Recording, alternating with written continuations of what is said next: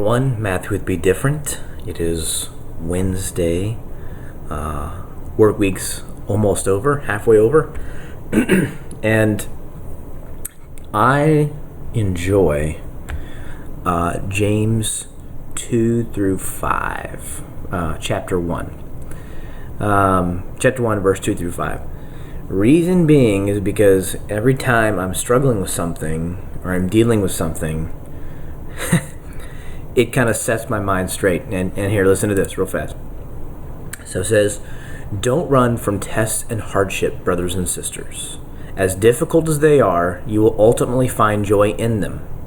If you embrace them, your faith will blossom under pressure and teach you true patience as you endure.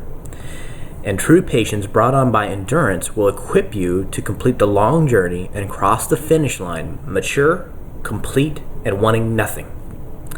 If you don't have all the wisdom needed for this journey, then all you have to do is ask God for it, and God will grant all that you need. He gives lavishly and never scolds you for asking. And this little side note says, wisdom, as James understands it, is the ability to live life well and make good decisions. Wisdom doesn't come from old age or hard knocks. Wisdom begins with knowing and depending absolutely on God, who is never stingy when it comes to wisdom for those who seek it. He supplies all the wisdom we need when we ask. When we try to go it alone, without God, trouble is around the corner. And that is so true. And like I mentioned before, we talked about earlier, is how God will never give you more than you can handle and how that's not true. He will give you more than you can handle in certain situations to test you. And this is a test to say, God, I need your wisdom. I need your direction. Show me what to do. I can't do this on my own. I need you. That right there, when you know that you're up against something you can handle, you ask God for wisdom. He will never withhold his wisdom from you, ever. And it will come probably in the least expected scenarios, whether he speaks to you directly. He's done that to me a few times. Or whether it's through wisdom from someone else. All of a sudden, you're getting wisdom from someone, you probably least expect, usually where it comes from. People I barely talk to, or maybe I don't think has, maybe, in my selfish wisdom, think that I know more than they do.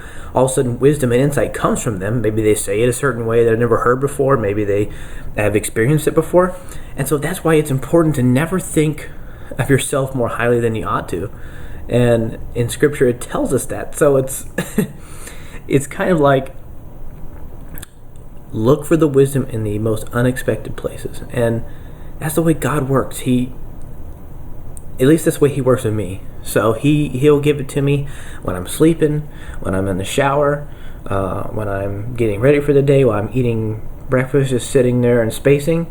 It happens to me in the weirdest places. All of a sudden, I'll come up with an idea, or he'll give me wisdom. And I just ask God for his wisdom every day, because I want him to lead and guide me in my life. If I try to go it alone, it says right there, if I try to go it alone, God can't help me. God's like, okay, well, when you're ready. So, for us, it's a good reminder that, hey, trials and tests are going to come. Things more than you can handle physically, more than you can handle mentally, spiritually, whatever. And God is there just saying, hey, ask for it. I'll give it to you. I got no problem with that. Because he knows that if you rely on him, we're putting our faith, trust in him, and it's requiring more of us to throw it more at his feet. And as you are trusted with more responsibility and trials in life, your trust level has to increase. It has to. Because as bigger circumstances come along, you have to say, God, I can't handle it. I'm going to throw this at your feet. And knowing that he will give you the wisdom, he'll put the people in your life, whatever it takes, money, whatever that it is, to get the job done properly and to bring God glory. That is the end result, like we've always talked about. He'll give you wisdom, but the glory needs to go in the right place. For you to take credit about things that you may have not known or things that you may have done, the glory needs to go back to God, because in in the end, He's the one who gave you the wisdom to overcome every situation, the endurance to overcome, the insight to overcome. It's because of Him we overcome. And it's important to lean on God. He is there. He's the steadfast rock for us. So lean into Him. Know that He is there to help you, to give you wisdom and support you. And, there's been many times in my own life where I felt like I was drowning, like the circumstances were above my head. And in fact, there was a year that I went through a legal battle, and it stressed me out so bad for that year. I was sick for 3 months. I could barely move. I could barely eat, barely work for that matter. And my problem was that I wasn't letting God take control. And I realize that now, and in hindsight, I can speak to the fact that if you let God control of it, all the stress, all the anxiety, and you can't do it just once. You have to always lay it back at God's feet every time you think about it, because our minds want to rehearse, want to replay, and that's what the devil wants. He wants you to just put it on repeat.